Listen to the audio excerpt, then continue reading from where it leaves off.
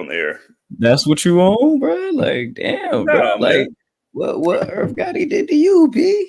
No, I ain't saying it's all about Irv Gotti, man. It's just, You feel me? Like, we don't gotta you feel me, to big one person up, you feel me? We ain't gotta put somebody else down. You know what I'm talking about? You're not gonna press live and then do that to me. That's unnecessary, you feel me? I didn't do that to me, nigga. And everybody looking at me like, damn, boy, you wishing death on somebody, man? We just got on the show. Who you wishing death on? Who wishing that on? We didn't say nothing, and it ain't nothing about we. I'm not involved in this. It's him. Oh man, he said, I thought we ain't was no gang. big three. It's just big me. I thought we was gang. Listen, we gang, but I don't know, bro. Like I said, bro, peace and positivity, love, sugar and chicken grease, soul, all that shit. You feel me? Word of mouth, real life, sugar and spice and everything nice. Powerpuff Girls. Yeah, exactly. All that stuff that, you know what I'm saying, helped create the Powerpuff Girls. Everything like that. You know what I'm saying? All in between. You feel me? We in the win with it. You know what I'm talking about? Real shit. Yeah, I want to tell you what he said, but I can't bring myself. Why are you doing this after the pod conversation? Broadcast. I just can't. Why are you? Oh shit! You know what? The man is over here falling down. We just got everything set up. We good? All right. I'm copacetic. Y'all good? What's going down? Good now. I heard nothing you said. God damn, Lotto. I'm good now. Y'all see this? What we seeing? Lotto is tripping. She not tripping, but it's cool. Oh, she over there being sexy again? It's cool. You feel me? I'll show y'all if you want me to show y'all. Yeah. But you feel me? I would like that a lot. Actually, I would like that a lot. You know what I'm saying? I'm just saying. What up, Banks? Thanks. So my guy, man. Look, man, this is crazy. You want to see what I see? Do you see what I see? Yeah, I was like, damn, that's crazy. You team Nikki, and you doing this? You supposed to be you a Barb, and this is blasphemy to the Barb community, bro. Hey, get in the booth. Have you seen that community, brother? Get in the booth, Nikki. Nah, I do not, and I shall not claim all Barbs. You feel me? In perpetuity. You know what I'm saying? Real shit. Understandable. You feel me? What's all that? What's all that? Is a wire disconnected? Let's get ourselves together here. Dang, who the wire 6 jumping up in here? I know it ain't me. I can't hear you. You can't hear me? Now I can hear you. That's definitely your connection, bro. You hear me? It's your fault. I was about to say. What you was about to say? Y6. I said I said it could be the Y6, man. But I said it ain't gonna jump me. I was just downstairs, and I live in a mostly European neighborhood, so they keeping the riffraff out. Keep it down. Keep it down. Now. You got a hoa? You got a hoa now, bud? Yo, and they gonna keep all the riffraff out. I'm like, yo, man, didn't anybody tell you this was an all-white party? Fuck, serious, bro? Serious, bro? Serious? Who's this guy?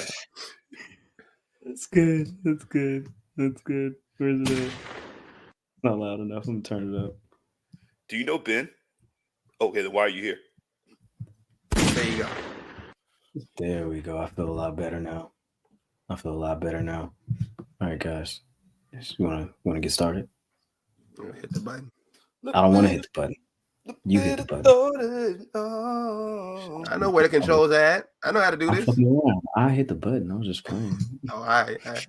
About to say. See what happens. Football season starts. Look at the competition. Hey, man, look, we got 24 hours, man. You know what I'm saying? 24 hours. But you know what I'm saying? It's finna get real serious here in about a few more TikToks. You know what I'm talking about? Oh, Yeah, let's that's right. Let me grab it. That's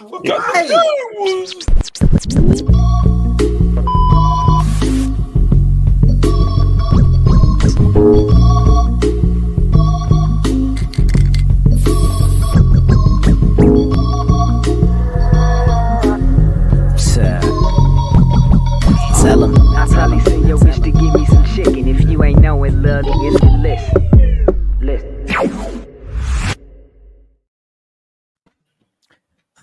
Ladies and gentlemen, people with jobs, people without jobs, middle class, upper class, high class, all that. Cat, snakes, chickens, ducks, elderly people, and twerkers, we present to you another edition of the Public Enemies Podcast.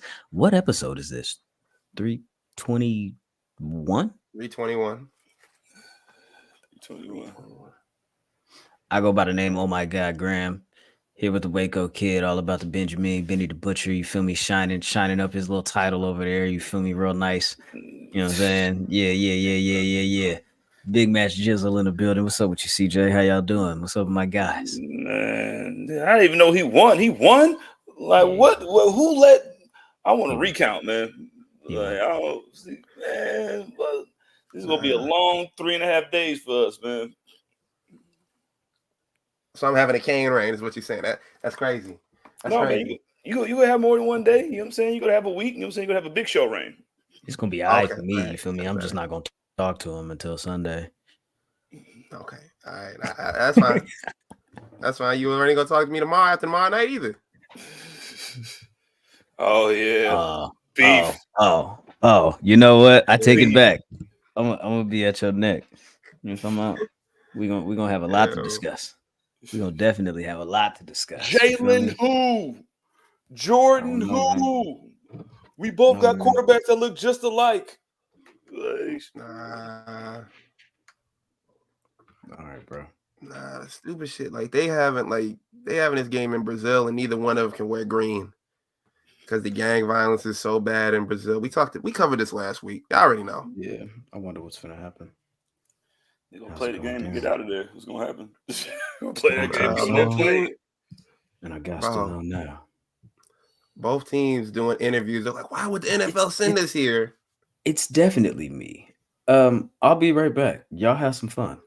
All right, cool. Cool shit. Yo, man, fun police is gone. Anyway, I hate you, Ben. Your reign's not gonna last forever. So we getting back to hate? Nah, bro. Man. I was miserable watching Bash in Berlin. I'm gonna be honest with you. I was sick as fuck, man. That's why you can hear my voice probably. Yeah, it was a little quiet in the chat, yo, man. I was over here just looking for approval. Like, yo, am I sending the tweet right? He was like, yeah, blood. I was like, yeah, motherfucker sick. Yeah, he won, Andy. Big gold belt is back. Man. BGB is back. The benevolent one. Yeah, that Rhea Ripley, the Terra twins really sent me over the top, so I gotta stop being disrespectful. Y'all could be twins, cousins, aunt, uncle, whatever y'all want to be, man. I ain't even mad at you. Put me over, y'all want me to belt. Well, I knew I was I said, standing. I said, you know what? No mercy gonna get me. They're gonna have me there. They're gonna have me there. So, man, whatever. Anyway, football's back. Ha. Nah. Expect a new episode of PE3 ESPN on the way. You know what I'm saying? After week 1, I'm gonna drop one for y'all, just for y'all. It's gonna be the boys too. The boys are back in town, so be prepared for that. Subscribe to the Patreon because we love y'all.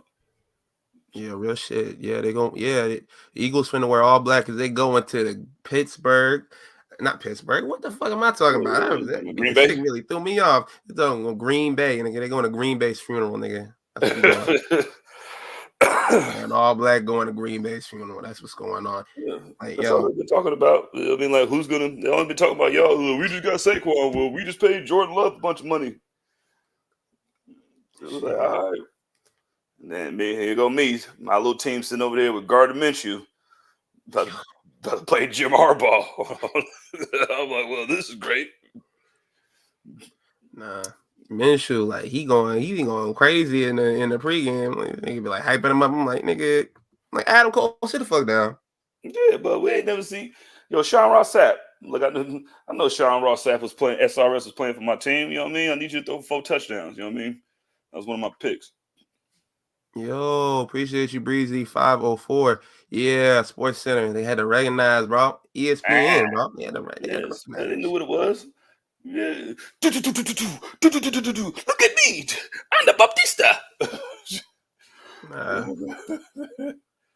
And they said, yo, man, they said they found out what wait, who was it last time?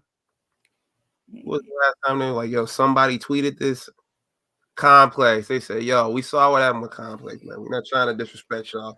We're not trying to do all that. So like we gonna let y'all, we gonna give y'all the praise. You know what I'm saying? We don't want that to happen again. You know what I mean? Complex had a long day that day. It was a long day for Complex. It was like, you know who said that shit? And I was like, ooh. What up, Khalil? Yo, facts. Like, yo, not even just like, yo, hey, the Public Enemy said it's like, yo, y'all some bitches. I'm like, oh, I don't think it was that necessary, but you know, go off. I'm just taking this all lightheartedly. Everybody like, yo, y'all, how dare you steal from the Public Enemies? I'm like, I didn't know. Who said who's some bitches? When Complex told our shit that time. It was yeah. Like, yo, y'all ain't shit. I'm like, I don't know if the response is warranted, but you know, I'm just gonna stand back. That's when they went back and they doubled back on the Instagram and tagged us. Yep. Yeah. This is why Joe Budden left y'all. SportsCenter, bro.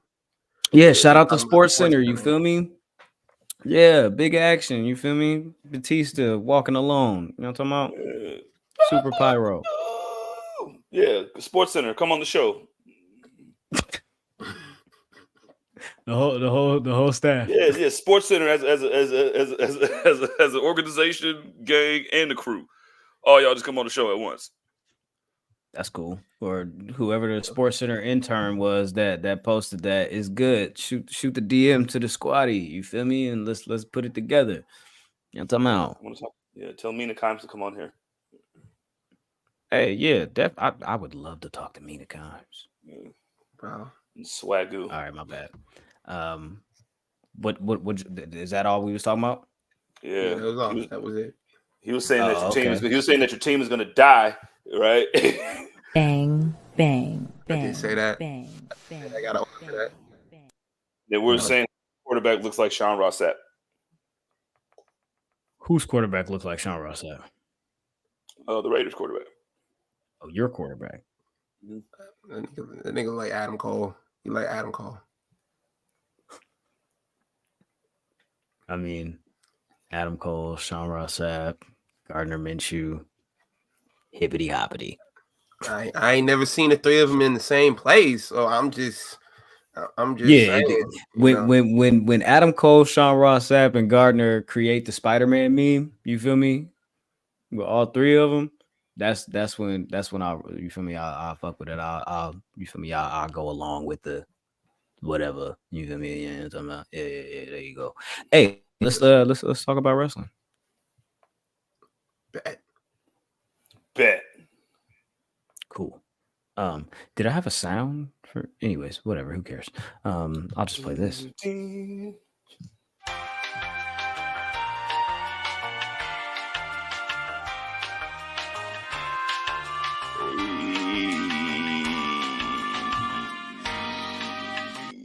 All right, just kidding. Anyways, I don't really got nothing. Mauro Ranallo is going to be on the commentary team for the returning Maple Leaf Pro Wrestling. Scott D'Amore, am I saying that right? I don't even remember how to say this nigga's name, but he back at it, blood. You feel me? He back at it. He restarting, bringing back MLP, Maple Leaf Pro Wrestling, and Forged in Excellence. It will be a 2-night event on October 19th and October the 20th. You will see Trevor Lee. You'll see the Giselle Shaw, who just exited Impact, Kushida, Raj Desi. You feel me? The Maharaja. You know what I'm talking about? Yeah. Josh Alexander's there. Kylie Ray is there. Kanosuke Takeshita's there. Like I said, Mauro Ranallo is on the commentary team. That's fire. Don Callis is on the commentary team. Athena's gonna be there. A couple other names, El Phantasmo. You know what I'm saying? He got a nice little crop of talent. You feel me? Popping up over there doing their thing. You know what I'm saying? So I think that's a little interesting. I don't know if I'm gonna tap in. I might tap in afterwards. It's on Fight TV. If y'all want to watch it, y'all can watch it. You feel me? But watch wrestling. Yeah, all in, eh? Yeah. It's a Shit boot like that, wrestling. shit like that. Nah, it's all good. You didn't catch it. I threw it over there, but you didn't catch it. It's all good. Yeah, I said all in, eh? It's a boot. It's a boot greps. It's a boot. I like graps. It's a boot wrestling. Real wrestling. They just released the first trailer for the Mr. McMahon documentary for Netflix. That'll that'll likely be the next Watchers episode on Patreon. So patreon.com/public enemies. Stay tapped in, stay tuned in, stay dangerous. You feel me? Yeah. Shit like that. I did plug the Patreon when you were gone too. Yeah. I got a question for both y'all about that Vince McMahon documentary. How much of it is going to be them getting on the real issues, and how much of it do you think is going to be them dick eating Vince? Because I'm gonna be honest with you, a lot of it, I feel like up until the lawsuits and everything came out, this was just going to be a fluff piece, and they was going to do like the interview that he had on Pat McAfee show a couple years ago when it was like, yo, see, he not that bad. He real person too. I'm like, all right, bro. When I saw Bruce Pritchard in there, I said he gonna be gobbling. That's what I feel like. That's what Bruce Pritchard is there to do. He's the gobbler. Gobbledygook. No, this seemed real Last Dance-ish to me, especially with them coming up, especially with Raw going over there. Like that Raw, like everybody think that shit just happened. That Raw shit was in the works for years. So I'm guaranteeing you that Raw deal was in the works for a while. So that was a way to get them in there, and then like all this shit just kind of hit them like a ton of bricks. So that's why it took so long to come out. But yeah, I think it felt real Last Dance-ish. But hopefully they added some other shit. Yeah, I mean it seems as if the lawsuits are covered in some capacity. Yeah, I don't know, to what extent. I'm not privy to. I'm not sure of, but we'll see. Like 20 days. You know what I'm talking about? It's a real jam. I saw Brett in the preview. Oh yeah, well that case, whatever. Was he in it? I didn't see him in it. I heard him, but I didn't. I'm gonna watch it back. But yeah, Brett's just there to tell his story about he punched Vince McMahon in the face. That's literally it. He didn't be like, yo man, look, this man calls it the best punch that he ever threw in his entire life. I know that nigga's a hater. Like, yo man, I wind it back up, and it was so sweet. I was like, all right, bro. Best moment of your life. Yeah. Super hater. Speaking of that move to Netflix, Roman Reigns and Paul Heyman did like a summit of Bloomberg power players in New York today, where they talked about WWE moving over to Netflix and like what that could do for the audience, the expansion, and just having so many eyeballs on that. Will they, won't they, as far as pushing the envelope with the cursing and being a little bit more violent? Will they lean into that? Paul Heyman said that it just kind of depends on the story. If the story calls for it, then they'll try to do their best to wean themselves that way. Roman said that he kind of appreciates the PG element of it. Very company man answer. Like it's your artistic expression. You gotta work within your boundaries, and you gotta be a little bit more creative. So I want us to stick to that core value of that, because that allows us to tap into so many more people and a broader audience as a whole. So keeping those elements of the core foundation of the PG and when the story calls for it. I don't know, man. Yeah, whatever. He also talked about Cena calling him the GOAT, and he said that of course the game is all subjective or whatever, but he was like, I mean, I guess I'm just gonna agree with him. Duh. What am I supposed to say? Yeah, he right. Next question. No, I'm not. It's not me. It's not me. It's not me, y'all. I'm not the greatest rapper alive. You feel me? It's definitely not him. It's It's definitely him. John Cena. It's not me. Yeah. I'm like, yeah, I am. Duh. Feel me? It's all good. Get out of here. Hey, Roman Reigns definitely gave that all Republicans wear shoes answer with that. So, I appreciate that. Man, either way, they still gonna be making hand over fist. And Netflix gonna let them do what they want. So as long as we ain't got no on-screen penetration, you know what I'm saying, we'll be just fine. You can have a little blood here and there. Whoa, some what? Yo, they're gonna be like, yo, Ray, bro, this is not HBO. Relax. This ain't 2 a.m. on Skinamax. Like, hey, This ain't Skinamax. relax with that, Skinamax bro. is crazy. This nigga said on-screen penetration. What's wrong Yeah, with you? Are you good? But they were chopping people's stuffs off. You know what I mean? On in the Attitude Era. All right, bro. Choppy your pee-pee. Yeah, that was the best thing Val Venus ever done with his life. Now he's just on Twitter. What my dog Biggie say? Girls pee-pee when they see me. Yeah, except for Val Venus, he's pee on himself. He's still doing it to this day. You're a loser, Val. Just so you know, grow up. Yeah. Boy said Gunther would be carrying his bags. Gunther? I was like, this Gunther? The same Gunther that I'm looking at right now? He would have been begging to carry your bags. Yo, you were the 4th member of Right to Censor. Relax, G. Yo, chill. Remember. Cool your jets. They will both be fighting to carry my bags. Like, yo, bro, the only person fighting to carry your bags is you. All right? All right, so just get that together. You were paying for your trip, you know what I mean? You were getting treated like Ice Spice partner. You know what I'm saying? Yeah. Go ahead and buy your own stuff. We ain't got no money in the budget for this bum ass nigga to get a chicken salad. Val Venus? Man, you better go buy your own chicken salad, Not William. Rapper. Hey, man. But yeah. Netflix. Good job, Roman. You're the GOAT. You want to talk about another Shield member? Shoot. Or no? Mm-hmm. All right, cool. I will.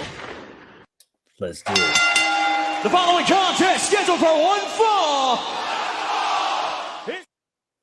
What the fuck does John Moxley have up his sleeve? Gosh. Here comes the money.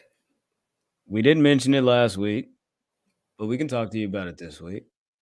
This nigga's been parading around with Marina beating up the security, Joe Alonzo. Yeah, you started that shit with QT Marshall. I ain't forget about it, nigga. Anyways, so this nigga's been popping up out here, beating up security, demanding to speak to Darby Allin. Darby Allin ain't been seen since All Out.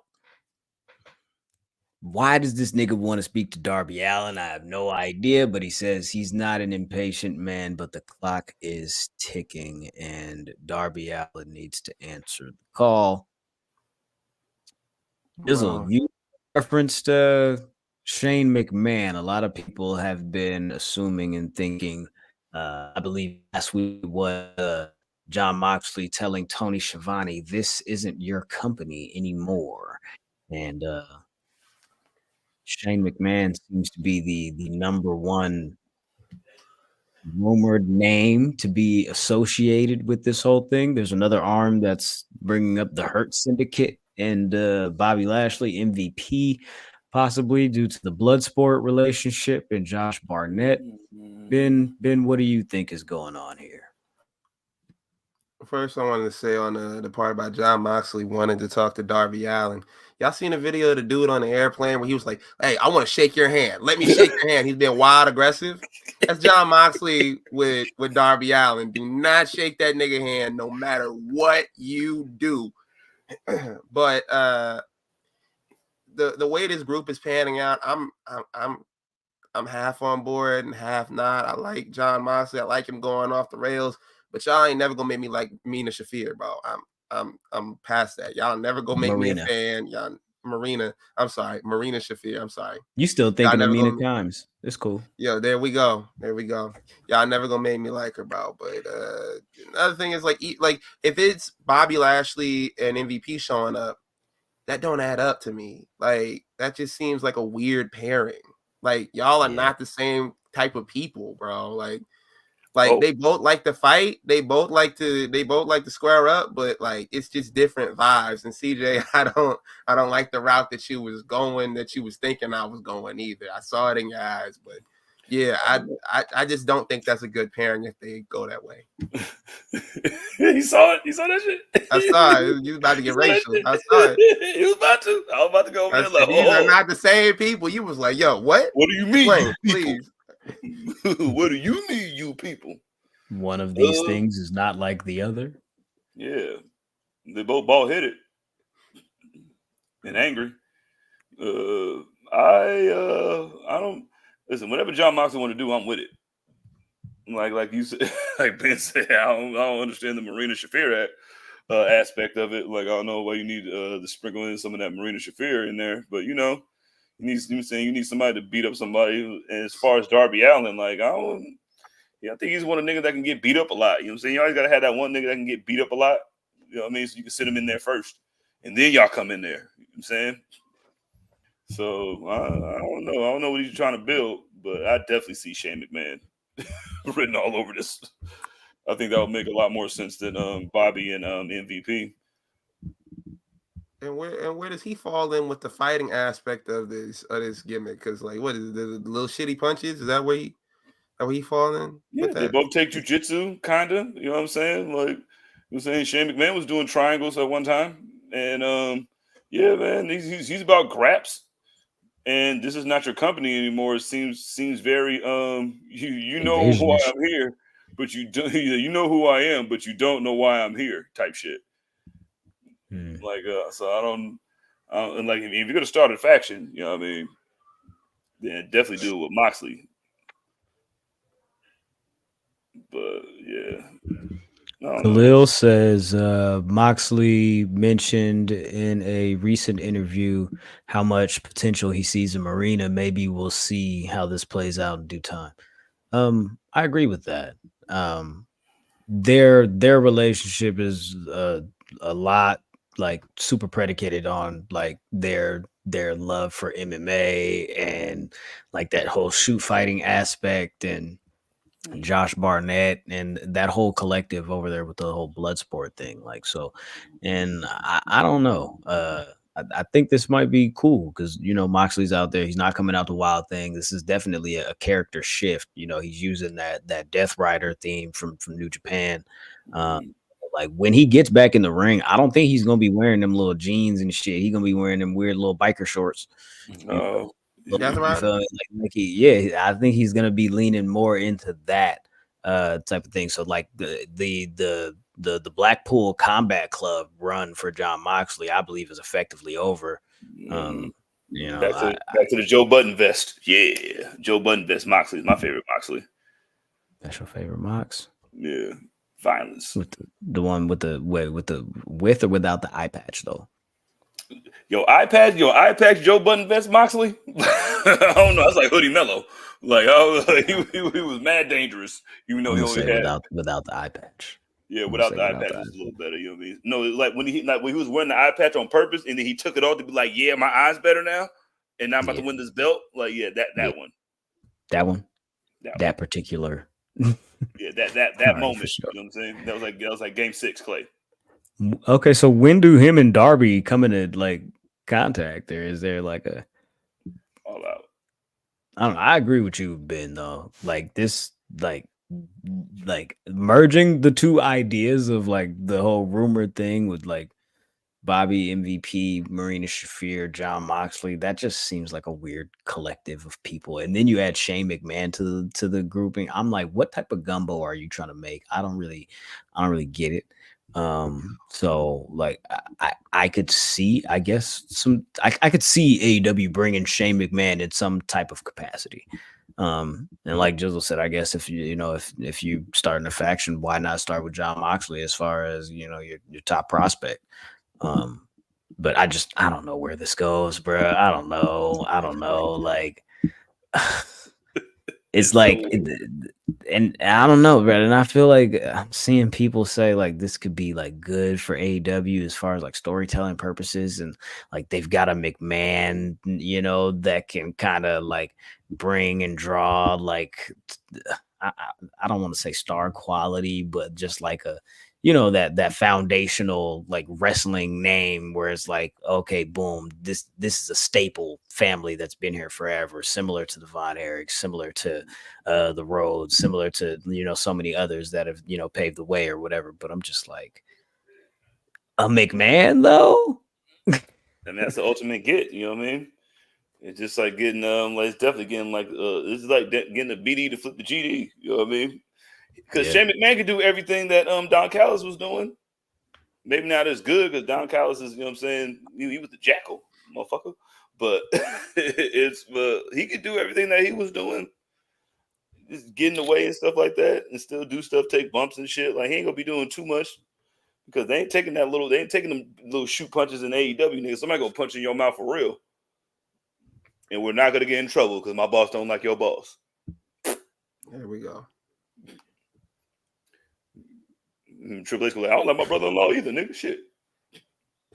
Shane McMahon is going to poison Rana Will Ospreay one day. The world will rejoice. One day, Shane McMahon will hit a 450 splash on Ricochet.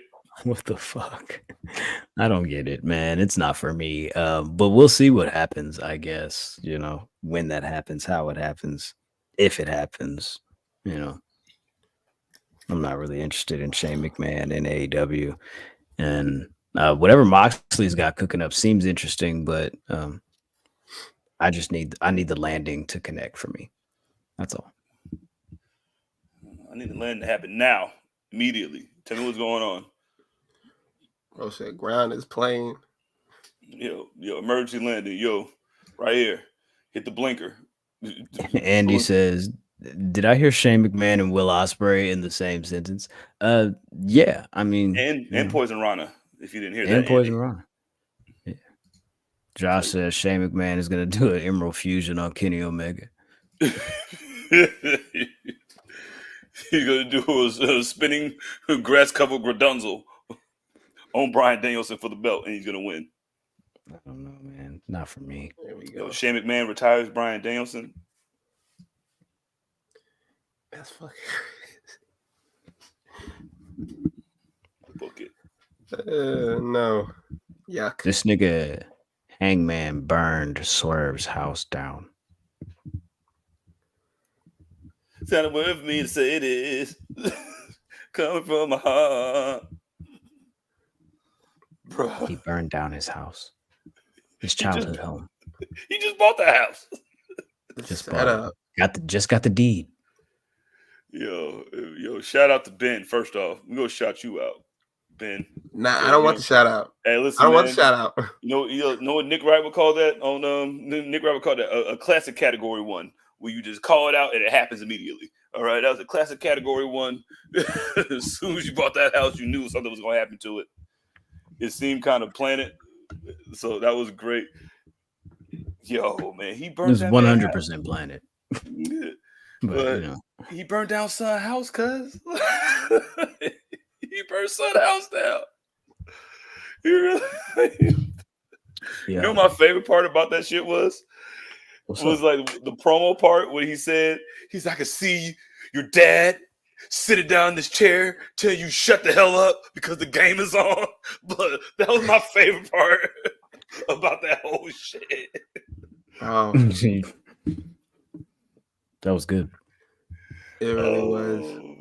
Like the whole setup, because they had posted the video earlier on in the day, and everybody was like, okay, this is a feel-good moment. Where does this connect? And people were speculating he was going to trash the house or he was going to do something. Others speculated he was going to burn the house down. And it was top tier. It was top tier. This is beef. And then he got off easy. You still getting off easy, big dog. Like, could have been much worse. Like, thanks. Man, you lucky I just did this right here. And then we talked about this last week. Remember what we talked about? I said, I was like, yo, Hangman was so mad about what he said that he just didn't say nothing and he just walked out the ring. Yeah. So he walked out that ring to plan to burn something. What he said, he also said in the promo, he said, you made the mistake of showing me something that you cared about.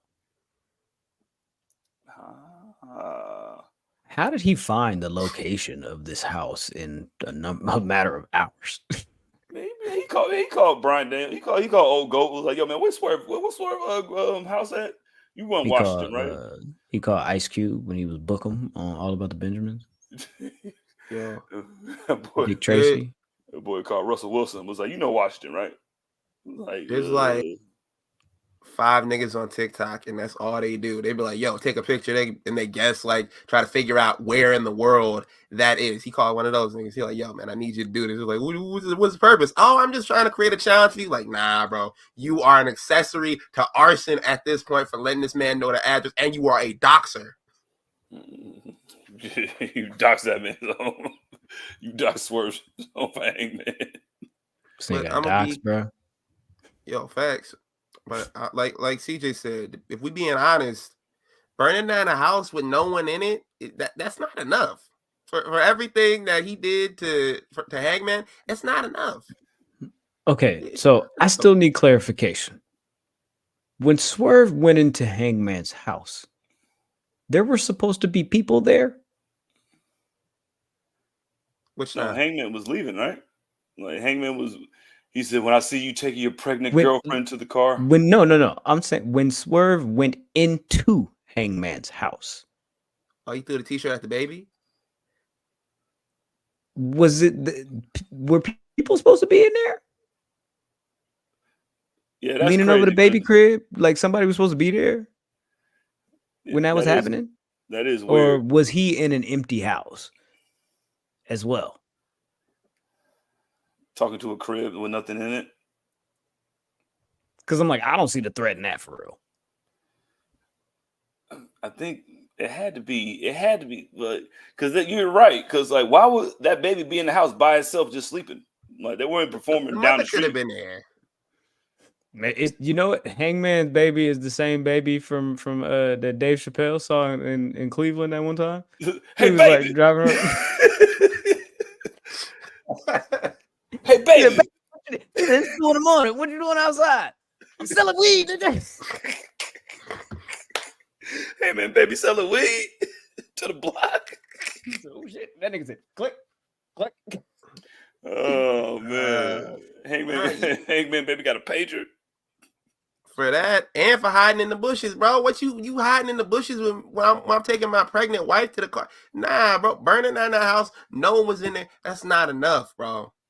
That's not enough. That doesn't settle the beef. There? So not only arson, but murder? Murder? Not one felony, but 2. I'm sounding like CJ at the beginning of the episode. This is crazy, man. Life comes full circle, man. That's crazy. Hey. Told you he's worse than me. The wild part was everybody online was just hating on it. It was like, this segment is stupid. It's not even the same house. I'm like, it's not the front of the house. It's the back deck that wraps around. It was like, where are the bushes that were in the front? He's in the backyard, bro. He's in the backyard. A house has 4 sides. And so he was occupying one of the 4 sides. It's a circle. It's not a circle. It's not a circle. It's not just one line. It has 4 sides. It's square. It's a box. That's how land works. You know what I mean? It's not talking about the earth. The earth ain't flat, but this land is. You know what I mean? We have to do this in 90-degree angles. And then we was on the back part of the 90-degree angle.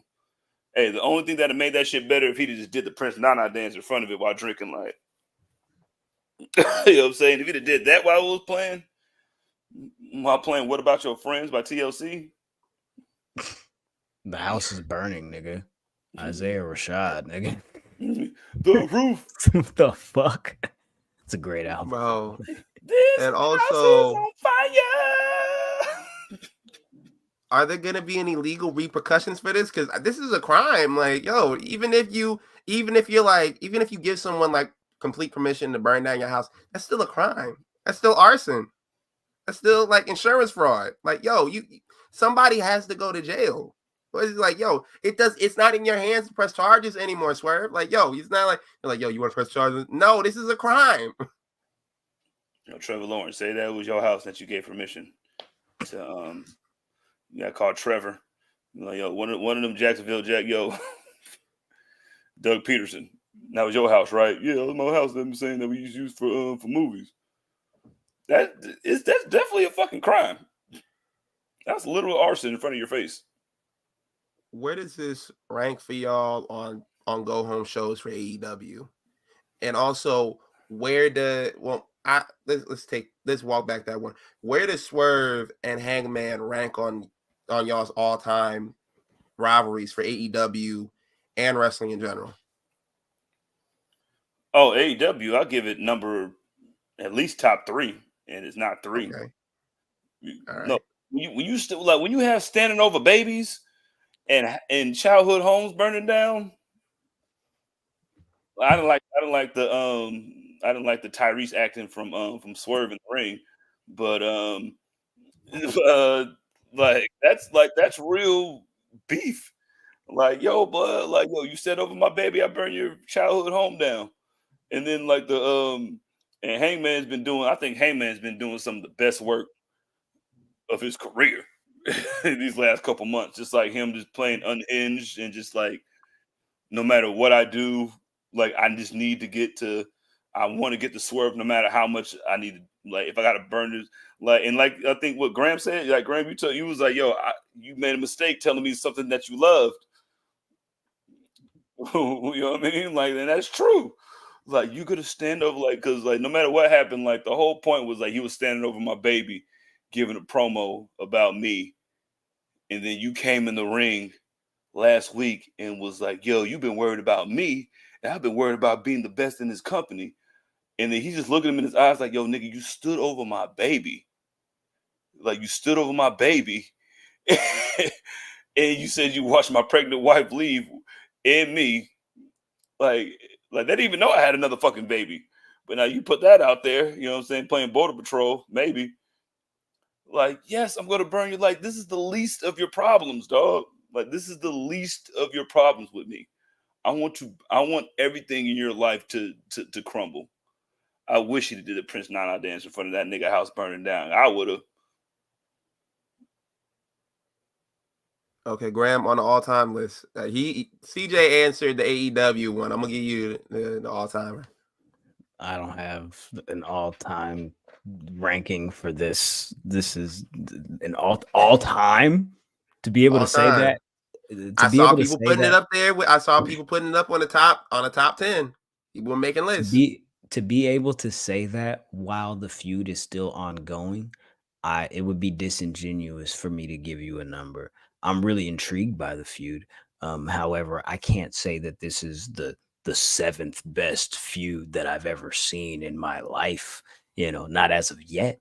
I would like to get a scope of the complete story before I say that. Now, however, I will say this. It's not lost on me that Hangman Page is involved in the best stories that AEW tells. And people say that AEW doesn't tell stories.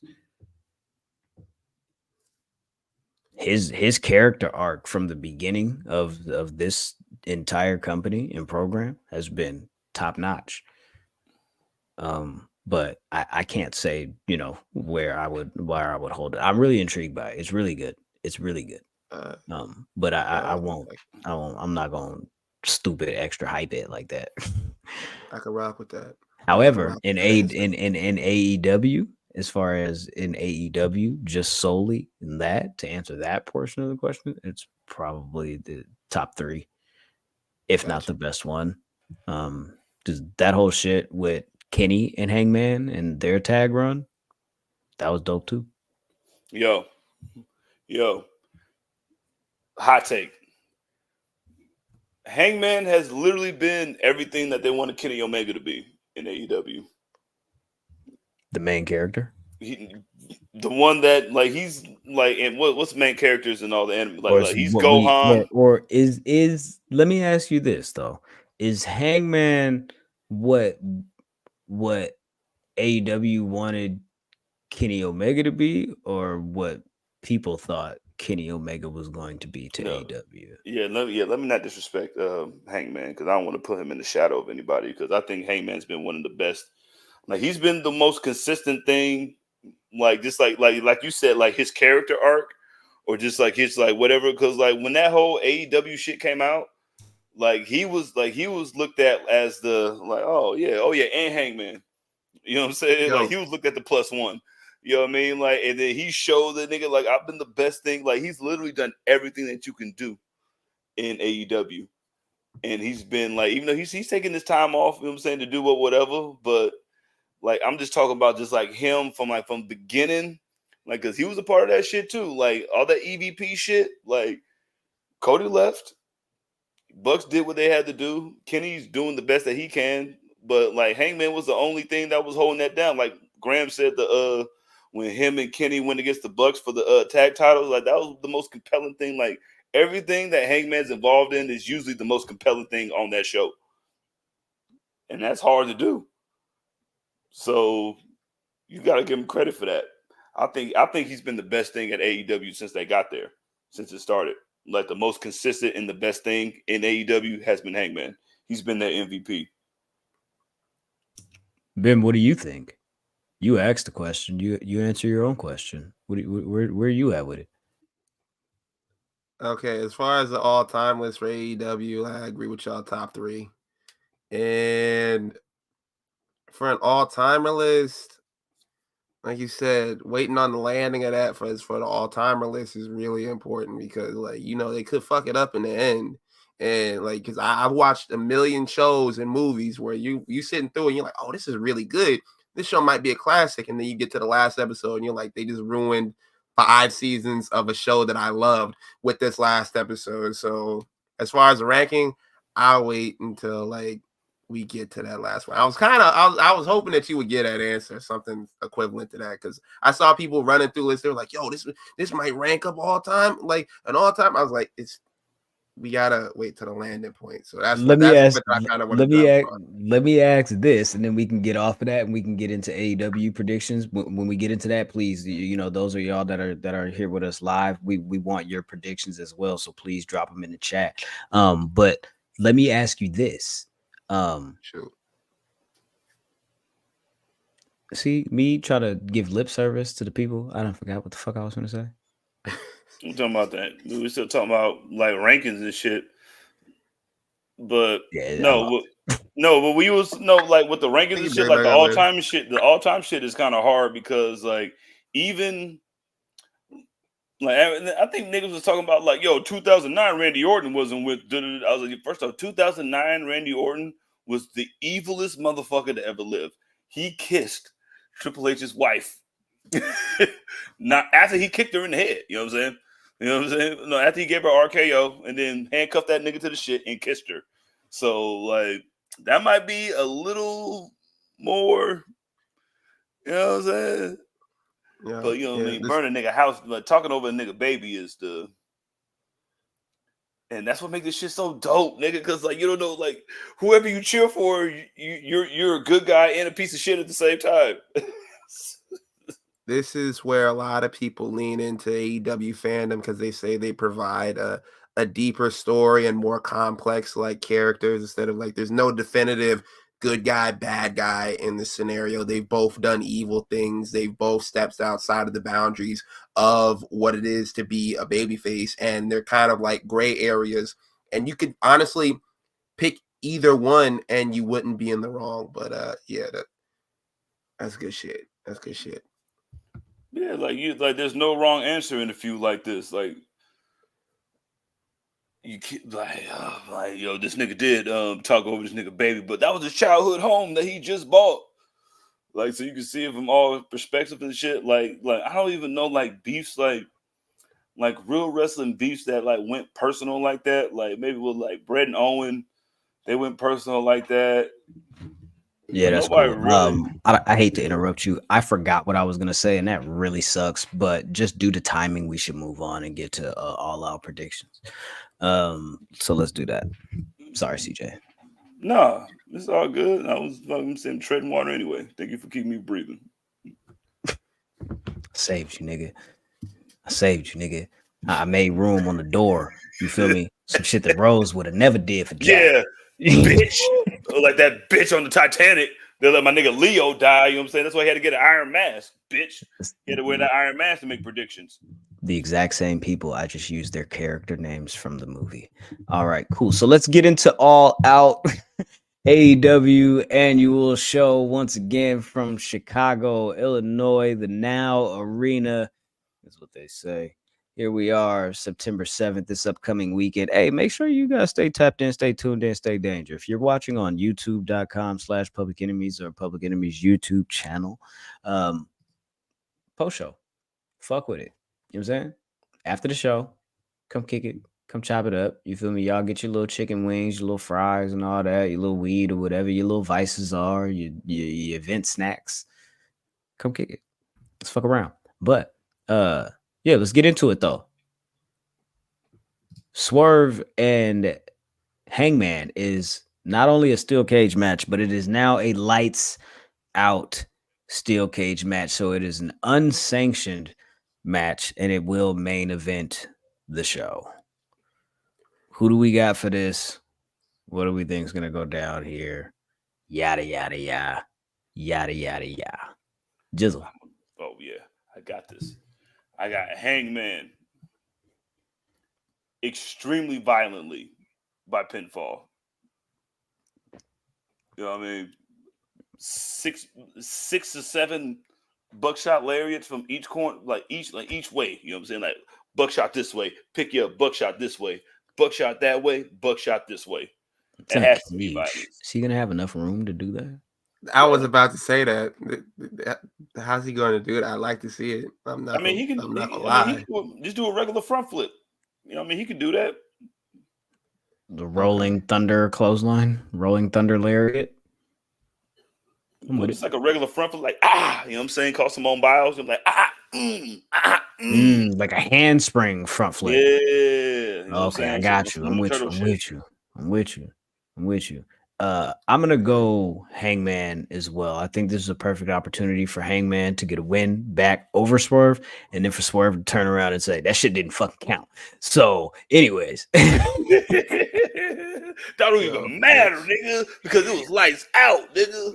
Oh, speaking of which, real quick note: AEW has removed the rankings from the roster page, so that shit might be effectively and officially fucking dead. You don't Which was that again? Say what? Yeah, so there you go. I got Hangman. Jizzle's got Hangman. Ben, what do you say? Hangman by pinfall. Hangman across the board. Hangman pinfall as well, in my opinion. Yes, indeed. Let's go ahead and get into it, man. All right, cool. So with that said, Mr. All Days, I'll say Hangman, baby. I fly. Hangman, baby. I fly in any weather. Hangman, baby. Burning house. You know what? That's perfect because from that we go right into Sheeta F. Baby. Please say the baby taking on Mercedes Moné for the TBS championship. This is Sheeta Moné 2 for the title. What do we think is going to happen here this upcoming Saturday? Jizzle, you got your hand up. You want to go first again? Talk to me, baby. Yeah, man. Sheeta versus Moné part 2. Secret of the Ooze. I got Mercedes winning by pinfall, but you're going to get everything that you expected from Britt Baker versus Moné with this one. That's all I got to say. But I got Moné winning by pinfall. Make a test. I got you. I think you're getting even more than what Britt Baker could ever offer. I mean, it's not that that's much. That's why they've completely basically retconned that entire feud. They haven't mentioned Britt Baker at all. They released a new All Out poster. She not even on it no more. You feel me? Like what? So Mercedes Moné, once again, I'm also gonna go with pinfall because I think Sheeta's gonna take the finish better than Britt Baker did. And you want that finish to look good at some point, right? Yeah, So there you go. eventually. Big facts. Yeah, Mercedes Moné. I got her beating Sheeta Sikoa. She just a cool, yeah. Yeah. I like that was going to wear the same outfit, but y'all like that shit on Sheeta. Me too. You feel me? But I guess, you feel me? Yeah. Vin says, I almost sheeted my pants when I saw this matchup. Yo, let me know. My man Josh was like, yo, Sheeta versus Monet 2 Monet, 2 Sheeta. That's what I'm talking about. You know what I'm saying, Josh? You know what I'm saying? He knows the best Fast and the Furious. It definitely was the one with Bow Wow in it. Tokyo Drift? That nigga, man. And it had the Damn, nigga niggas hate Tokyo Drift?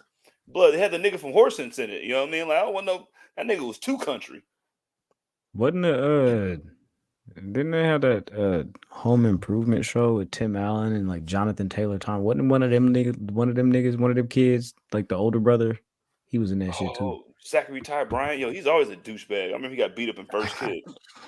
Speaking of getting beat up in First Kid, next match. Ooh, I'm learning how to do transitions, nigga. Shout out to me.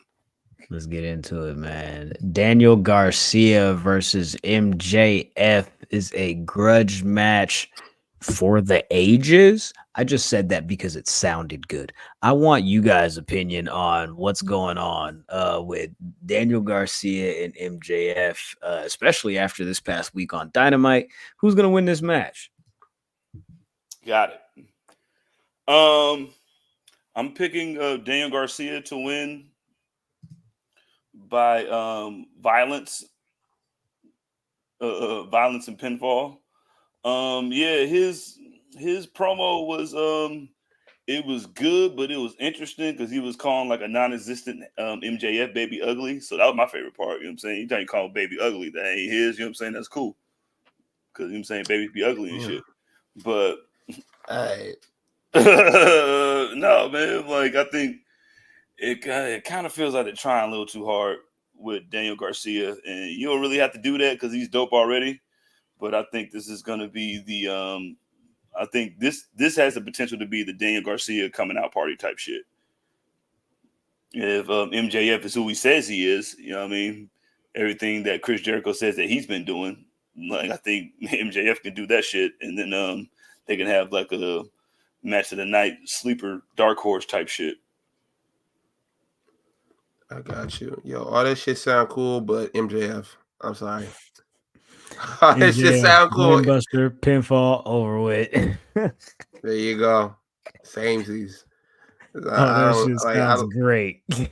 Yo, I love that. I love that for Daniel Garcia. I love that for him. But yeah, nah. They ain't ready for you there, big dog. Like, yo, they ain't. Sorry, buddy. It's not gonna happen. I'm not seeing it, my guy.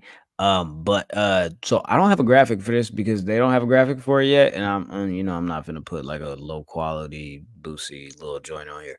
But Takeshita he had a little interaction with Okada right after the match on Dynamite when Okada beat who the fuck did he wrestle?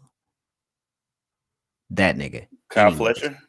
That nigga. Kyle Fletcher. Right. I was thinking of another skinny blonde nigga. I was thinking Zack Sabre Jr. I don't know why. Damn, bro. Because they're the same nigga. White. It's just a skinny white nigga with blonde hair. That's all. It's just me roping all white people into a box. Anyways, so it's disrespectful. Jared said Kyle Ospreay. Speaking of Will Ospreay, Will Fletcher. Vin, I feel like that's somebody's Will Ospreay is the Drift King of AEW. He's the Drift King of AEW. Wait, I'm finna look up Will Fletcher. I feel like that's a real person. Yo, that does sound like I'm not even gonna lie, but it's they had a good match. Hold up, what? I fucked the Lord of the Rings. The Lord of the Rings. Anyways, so hold up.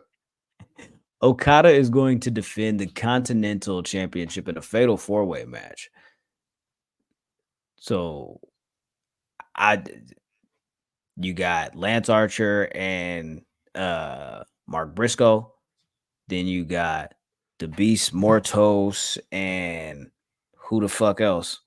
I don't remember these qualifying matches because I don't care about the qualifying matches. Actually, you know what? I posted what I thought the match was going to be, actually. And I'm thinking, oh, so Orange Cassidy is in this shit. But like I said here, boo, boo, boo, boo, boo, boo, boo. Okay, bam, here we go. Orange Cassidy versus Brian Keith, Lance Archer versus Mark Briscoe, and Takeshita versus the Beast Mortos. Those are the qualifying matches to see who's going to be in the Fatal 4-Way match for the Continental title. I think we're going to see Okada versus Orange Cassidy versus Takeshita versus Lance Archer. Regardless of the pairings of who's in the match, I think Okada wins and walks out with his belt. There you go. I agree. Rainmaker, fuck all these little niggas, man. Yeah, nigga. There you go. There's an epic stare down between him and Takeshita, but he wins with the Rainmaker on probably fucking Murder Hawk because you know what I'm saying. Someone got to take the pin. Carol 22 says Mark Briscoe ain't losing. To who? You talking about Okada here? No, I think we're talking about the contenders match to Mark Briscoe ain't losing to Lance Archer. I mean, that's what I would say, but you know, like they try to make Murder Hawk murder some niggas. I'm saying, you know, like he ain't never tough with the tough niggas. This is what I say happens. I say Lance Archer beats Mark Briscoe. Boom. Gets into this match. Like Josh says, Lance Archer takes the pin at All Out, and then Lance Archer goes to ROH and says, "Hey, bro, I beat you. I want a title shot." Bro, that's the perfect thing to do, nigga. Like, let Lance Archer go over there and beat up some niggas. He ain't doing nothing else. He ain't murdering nobody. And then that's when there. Mark Briscoe gets his win back, and you realize that Lance Archer, the Murder Hawk, he ain't catching nobody's no time soon. Nobody's, dog. No points to his name. Let's get it, man. Next match on the court, we got the Young Bucks, another arm of the Elite, taking on the Blackpool Combat Club, Claudio and Wheeler, for the tag titles. I'm going with the Young Bucks by V Trigger or whatever the little Elite EVP trigger, and Meltzer driver, Tony Khan driver, 1, 2, 3. Wheeler Yuta takes the pin. Yeah, I agree with you. I got the Bucks by the Travis Etienne driver in the middle of the ring on Wheeler Yuta. Easy squeezy, throw right in the middle of the card, throw it right in the middle. You know what I'm saying? That's like a palate cleanser. There you go. I like that. Yo, I'm gonna have to go the same thing. Young Bucks, pinfall. You got it. Chicago Street Fight. Chris Statlander takes on Willow Nightingale. I'm not sure if Willow's CMLL Women's World Championship is on the line. But I mean, it's not in the graphic and it's not noted here. So with that said, I'm going to go with Chris Statlander to take the win and beat Willow here. Yeah. Chris Statlander, my pinfall. I'm rolling. I got Willow. No? Come on, Willow. I'm picking Willow. I think she's gonna unlock I think the nice shit is gonna it's gonna be like some Pokemon shit. You know what I'm saying? Like when the nice person gets hella mad, and you know what I mean, like, and then like this is street fight shit. You know what I'm saying? I think she's gonna be listening to a whole bunch of a Lil Durk and Vaughn of 1700 this week coming up, and like she's gonna get the Chicago old blocky in her, and she's gonna win violently, probably by her finishing move through a table and or a flaming table and on top of a chair. Dr. Okay, Bomb so to a flaming table and a chair. Okay, I like that. So you saying like she go from Charmander, she jumping right over to that like the awkward middle phase of Charmeleon, right to Charizard. Okay, I like that. Fuck with that. Remember Charmeleon was a douchebag. You know what I'm saying? He was like, man, fuck you. You know what I'm saying? Till Aerodactyl was like, yo, you a bitch ass nigga. So now I think Willow's gonna be like, you know what I'm saying? All over Statlander's bum ass. Who was it on X the other day that said I don't know how to explain it, but Randy Orton has Mewtwo energy. No, first of all, they He look alike and does. they stand I alike. thought that was first of all, I thought that was an amazing comparison. Randy Orton definitely has Mewtwo energy.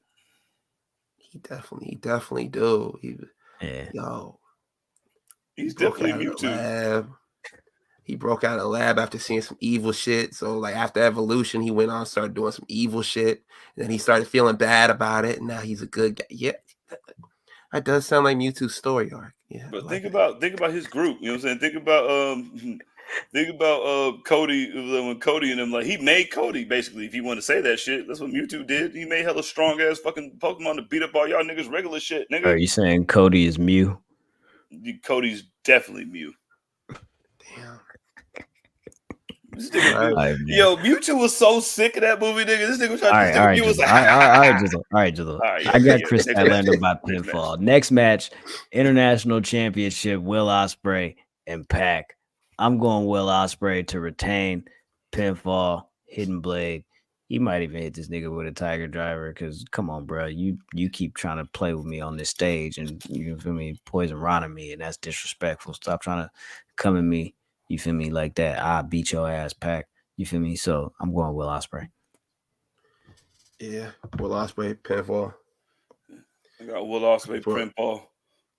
I got Will Ospreay being the part of Moxley's group that he wants Darby to be too. Also, I think it happens that night. You got it. The AEW World Championship is on the line when Bryan Danielson makes his first defense, and it is, in fact, against the TNT champion, Scapegoat Jack Perry. What are your thoughts on this whole thing? Bro. It just seems it seems like a rivalry you would throw in here.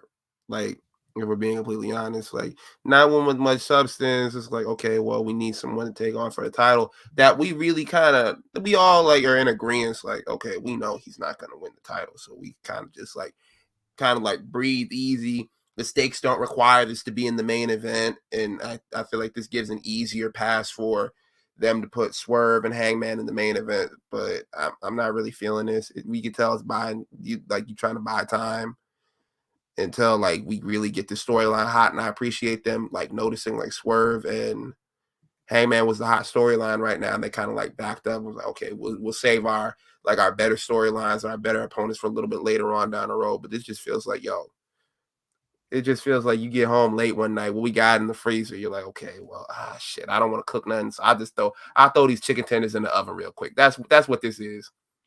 Well, there's the whole thing with Jack Perry pinned Bryan Danielson at Double or Nothing in Anarchy in the Arena, so he's already got a pinfall victory over him.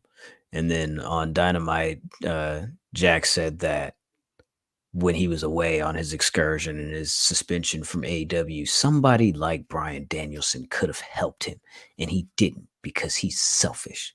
And I would just like to real quick poke a couple of holes in that because, sir, you said that while you were standing next to the EVP. So how the fuck could Bryan Danielson help you more than they could? And I understand that we're vaguely referencing the disciplinary committee, right? And his suspension and Bryan Danielson being one of the heads of that. But without you outright saying that, it just sounds like him, because he's got such a good heart, could have gone to Tony Khan and said, you know what? Jack's a cool guy. He's decent. He didn't do nothing wrong. Bring him back. Give him another chance. Yo, that's like, I'm gonna let you. I'm gonna give you the floor, but I'm okay. for that. I'm gonna go with Bryan Danielson. I just wanted to give my pick, and he might make this nigga tap out. So I'm gonna go submission. I like what you said when you using logic. That's like Draymond Green standing beside Adam Silver and telling Joe Dumars, "Fuck you! You ain't let me back in the league. You could have. Why you suspend me?" And you standing right next to the man that told him to suspend you. It didn't make any sense. I like that, but yeah, Bryan Danielson, pinfall. Man, I got old GOAT. You know what I mean? Murder style. He's gonna tap out. I also think that this is going to be even though he's the TNT champion, I got Jack Perry having one of his best performances ever. I think he's gonna make him like a legitimate like title contender like for years to come in that in AEW, and like this is gonna be, I think it's gonna be one of them matches with them too. But Yeah. Graham, like nigga, you were absolutely right, nigga. Like how you say I ain't helping you? Say, well, you're literally running with the bosses. Like you're literally running with both morning shift supervisors, and then like and like you want me to be like just because everybody respects me more, and they're like, what you want me to say, dog? Like, so let me talk to Tony Khan about the dude that's getting paid more than me, who choked you because you were talking too much. I'm like, okay, yeah, sure. You know what I mean? That's definitely gonna work good. Listen, man, I'm over here minding my business, dog. Just play the final countdown and we straight. I got Brian Danielson, old GOAT Brian, winning by face stomps and the old GOAT lock in the middle of the ring. And then he holds on to it. Because even if he gets disqualified, he still keeps the belt. But I think he lets it go as soon as they get to like the 5.5 count after they win. I think he's still choking that nigga out while his music's playing. For sure. There we go. That's our predictions for All Out. Make sure you stay tapped in, stay tuned in, stay dangerous. Hit that subscribe button if you haven't already. If you're watching on YouTube, tap that like button. We'd greatly appreciate that. Helps with the algorithm nation and us getting this podcast out there. A couple more eyeballs and shit like that, like they say with the WWE and the Netflix shit. That's what we want YouTube to be for us. So growth, you know what I'm saying? Shit like that. But yeah, Saturday, post show. Come back, tap in, join us. Fuck with it. What's next? What is next? You guys want to talk about Giulia? Giulia, you know, I Giulia. never make a fool of you. There we go. What kind of Jason Weaver rhyme is that? Paula, when I see you in the hall, you know what I mean? Just saying, man. Giulia made her debut under the WWE banner NXT No Mercy this past Sunday, capping off the women's championship match between Jada Parker and now champion Roxanne Perez. And it seems as if the direction that we are headed is October 1st, the debut of the CW. For Roxanne Perez versus Giulia for the NXT Women's Championship. Where do you guys stand with this? How do you think the debut came off? And Giulia NXT, from what you know about her, I don't know how extensive our knowledge is here in regards to Giulia's history, but let's talk about it. I think that they were waiting to make this debut. Is I think they probably wanted to do that after we was at Takeover in Philly, because she was in the building while we was there, and like we knew that she's been there, but she had to finish her her dates up with Marigold, and like so like respects to that, but like it was the perfect time because like Roxanne and Jada, you know what I mean, like had a banger of a match. To me, especially for somebody that was like in that spot for the first time, for Jada, like she's gonna be the champ of the future no matter what, and like bringing her out was the perfect timing. And then like they brought her out Tuesday, and then Chelsea Green was being, you know what I'm saying, hilariously dope like she usually is, and like got to show a little bit of what Giulia can do. I know I seen y'all niggas over there complaining about the V trigger or the V trigger like knee that she gave Chelsea Green, but grow up. Stop being a bitch. You niggas been clamoring for Giulia for all this time. I think Giulia's going to be everything that they want. And I think Roxanne's the perfect dancing partner for her. And I think this also gives Roxanne to show, like, yeah, like I'm the prodigy for a reason. Like, in order for prodigy to be a prodigy, she had to go against a fucking, like, another prodigy on the other side. You know what I'm saying? And, like, her and Giulia, like, literally on, like, parallel type, you know what I'm saying, courses to meet each other. So, like, I like the shit. You don't need that much to do that shit. Like, I'm showing up, listen, I want that belt. Well, take it from me. That's all you really need. So I liked it. Yeah, and I think they did a really good job of bringing her in and adding that kind of aura to what she already had going on, because the way that Roxanne Perez was selling it where she knew like, yo, my title's in danger. And even going to this week's episode of NXT where she went out there, like CJ said, with the knee. And clarification on the knee, I think that was the bad camera angle on her giving the knee because like y'all really can't think she just putting the point of her knee in this woman's head. Like that's not happening. Let's just relax on that. I think it was just a bad camera angle, but none of that really matters. They're going to be going for the title on the first episode of NXT on the CW. And I think this is where Roxanne Perez makes her exit. Yeah, they've been trying to get her up there anyway to the main roster. So Giulia could be the road for her to get over there. I think she sticks around. But yeah, I can see Giulia taking the title from her. But I don't know if I see Roxanne Perez leaving NXT just yet. Breaking news. Not even breaking news. This happened like an hour ago, like right when we started. Bret Hart's going to be on Raw on Monday. It's the season premiere. Monday Night Raw. There you go. There's that. Nah, he gonna tell them, he go like, hey, I heard what y'all been saying about Sami Zayn. Leave my nigga alone. What are they saying about Sami Zayn? Because I know that he came out on Monday and challenged Gunther for the World Heavyweight Championship, but fill me in, fill in the blanks for me here. What's going on? It's another uproar of people saying like, "Oh, Sami Zayn back to get another way like of somebody that deserves a title opportunity." The whole Sammy Hogan shit and everything all over again. I was joking about it, but yeah, it's ramping Hogan? back up again. They calling this man Sammy Hogan. Imagine living in obscurity on the main roster for like damn near a decade. 2 years ago, you get it popping, and now you finally where you're supposed to be, and niggas calling you Hulk Hogan. I'd be sick. I'd be throwing up looking at the tweets, and they were like, "Yo, will he be coming back at the online fans?" I'm like, "Yo, man, I would too. Y'all was just chanting for me to win the belt off of Roman like over a year ago. Now y'all calling me the racist man? Like, what are we doing?" Sammy Hogan is fucking crazy. Jizzle, go ahead. For like how first off, the Sammy Hogan, you know what I'm saying, when I'm totally like inclusive and then like love everybody, unlike that fucking lying piece of shit that's over there. Like, I never use my creative control in WCW. Like, nigga, you lying, nigga. But like, how you gonna call? So you mean to tell me that, like, listen, the IWC, that's so much smarter than everybody. They're smarter than all the other bookers. So you mean to tell me? Listen to this. So you mean to tell me that it's not a good idea for the last person to literally beat the champion to fight the champion?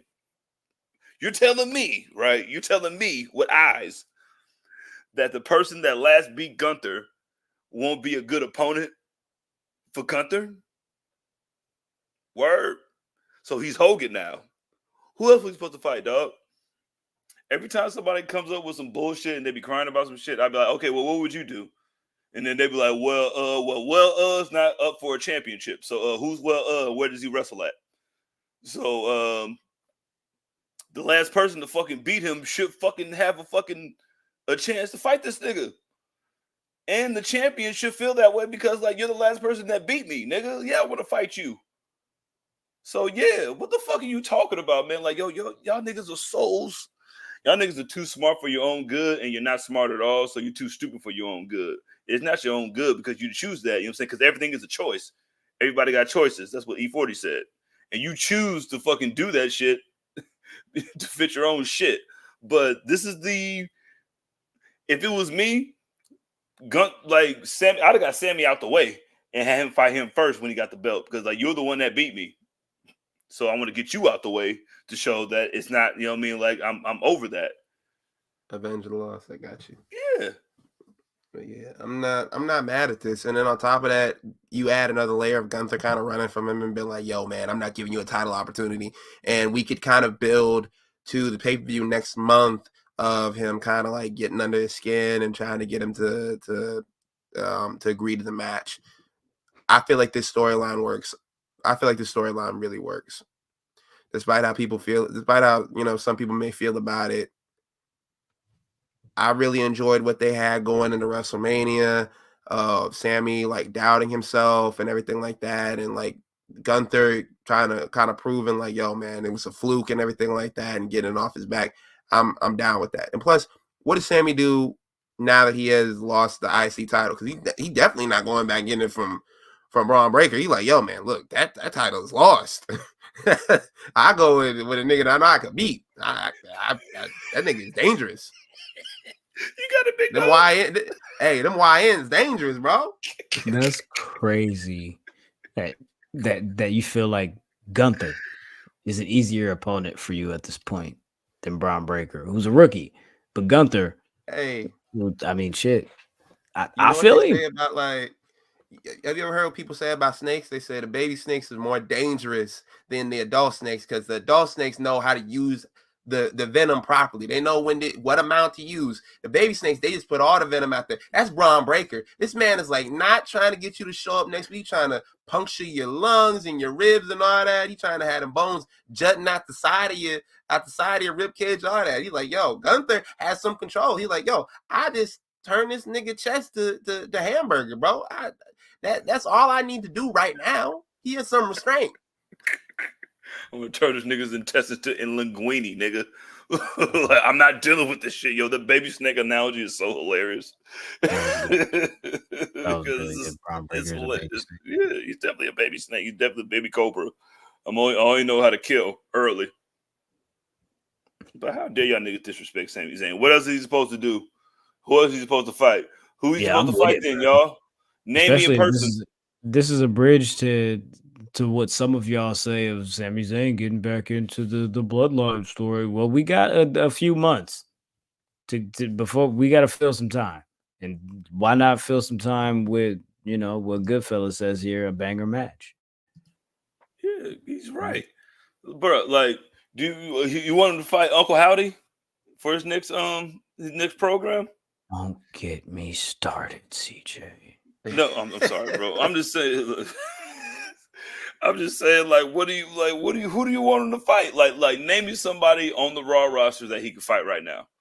That's not the person that beat him at. You see that fucking Uncle Howdy promo? Josh said at WrestleMania. Like, he beat him at WrestleMania. I'm sorry. I need to have some restraint. Yo, hey, you need to be like Keith Lee when he visited the DMV. Hey, I watched 12 Uncle Howdy promos. I'm not going to talk on them because I didn't have anything constructive to say. So we're not going to talk about that.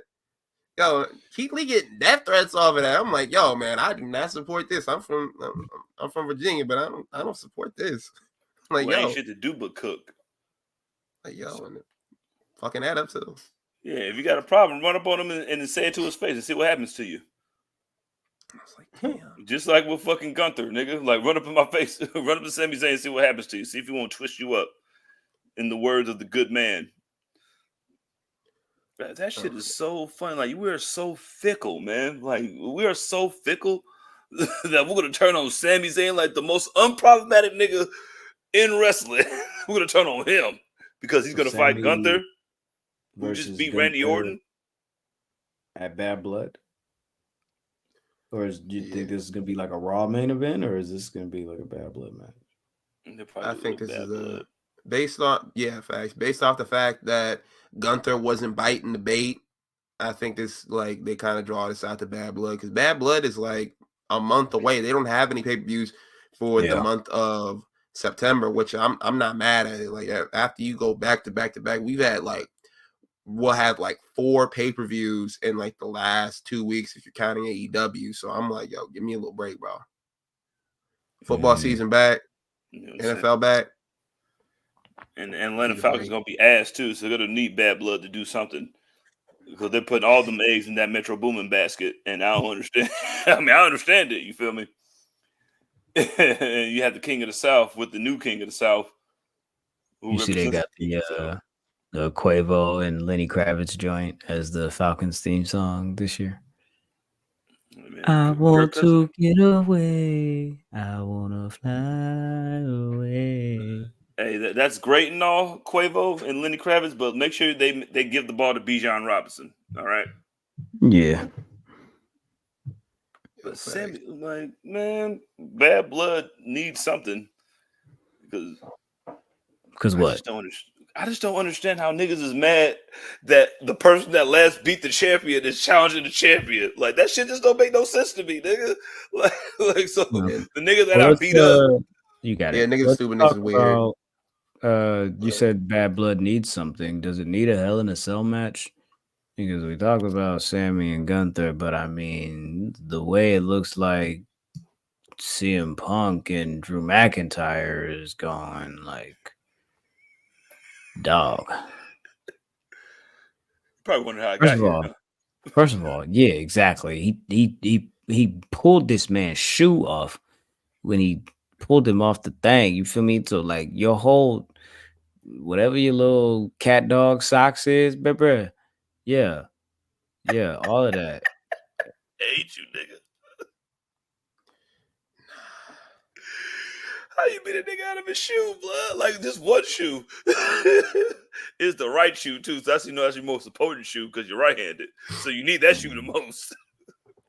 Yeah. I was like, yo, where his shoe at? Yeah. Oh yeah, it was a Claymore. Yeah. I'm like, And- damn, P. And I see this rivalry getting like a lot of retrospective hate because people were like, oh, this man over here in AEW, he burned that man's house down and you just worried about a bracelet. All right, this one rivalry is better than the other. I'm like, yo, chill. Because he broke the bracelet, and then CM Punk did a video. He was like, yo, man, that wasn't the real bracelet anyway, man.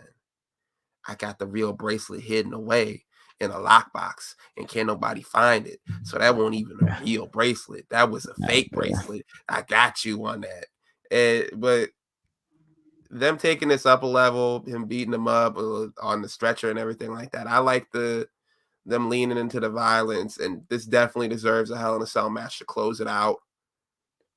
Because like after this point, like we're reaching the level where people are getting tired of this. Like y'all, they're doing good work. The strap match was good. The match at SummerSlam was good, but you kind of see they kind of like treading on people's patience, which is why when CM Punk came out originally, he laid out a challenge to Gunther, and Drew McIntyre deaded all that shit. So I think that might be the next move after this, like maybe Survivor Series, we get that match.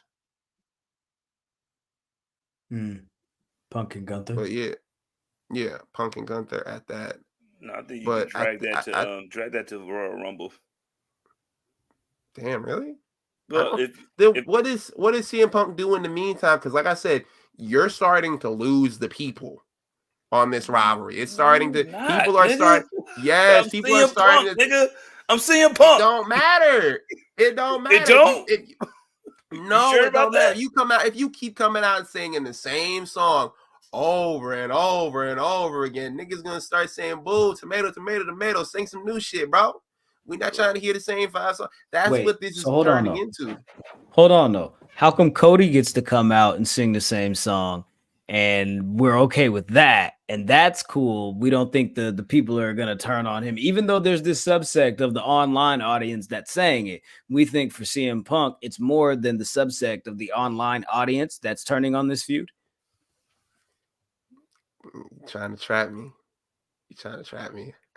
I'm not. I'm asking. Listen, you can only allow yourself to get trapped. You know what I'm saying? Getting trapped is a you decision, not an everybody decision. I won't speak for everybody else. I'll say my attention span is starting to dwindle a little bit. Oh, now you're just speaking for you. I'm gonna put it on me. I'll put it on my shoulders. Okay, my attention span is starting to dwindle.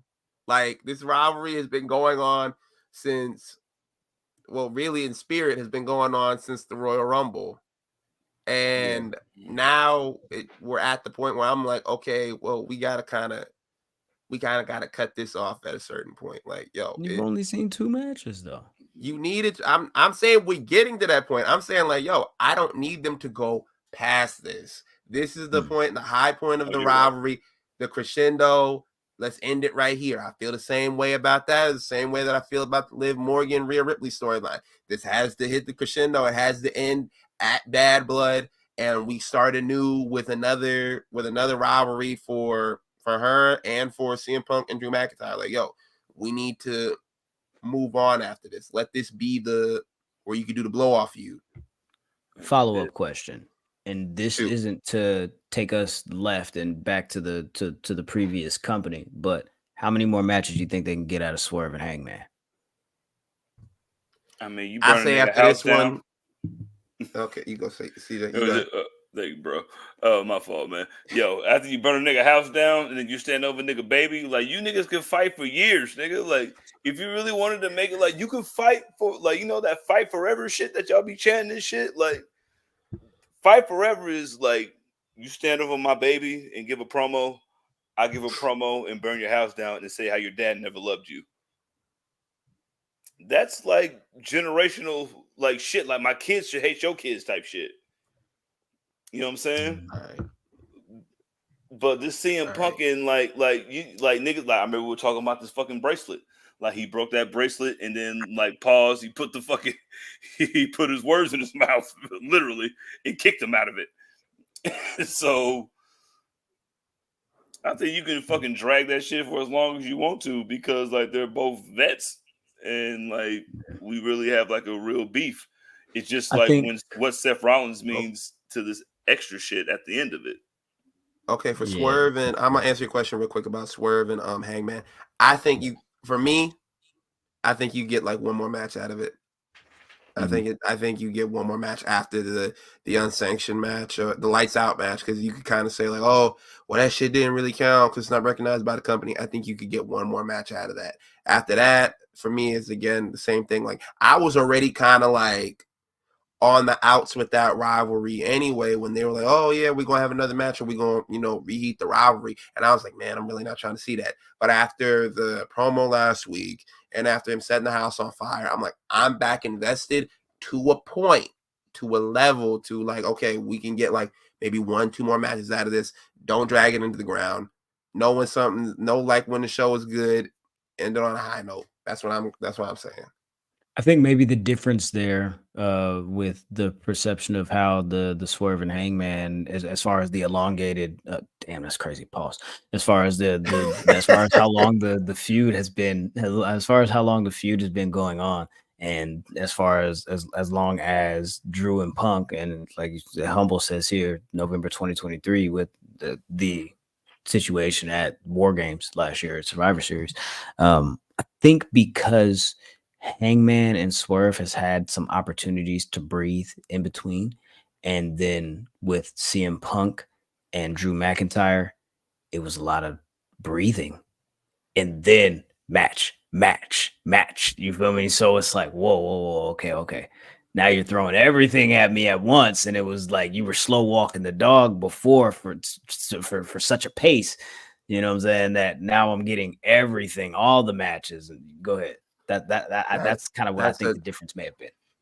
That's a great point. That's one of the points that I forgot to make earlier on in the Swerve and Hangman rivalries. There have been breaks. He had a whole championship run.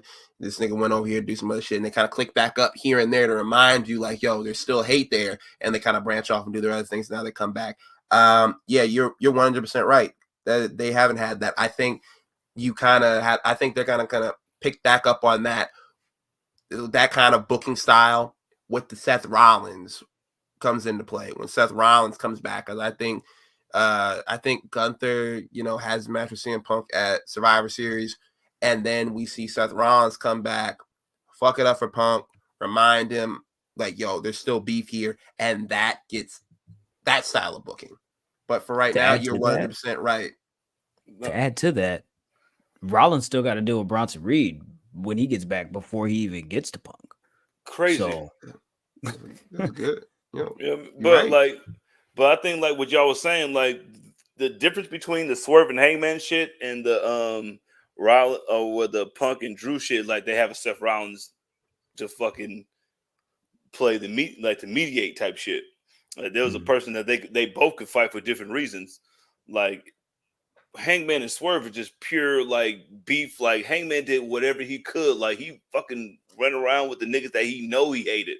Like, he don't like them elite niggas. He was like, but if I can get a title shot, nigga, like, I'll fuck with y'all. You know what I'm saying? I'll hop in this stupid ass Owen Hart tournament that you should just give me the belt for.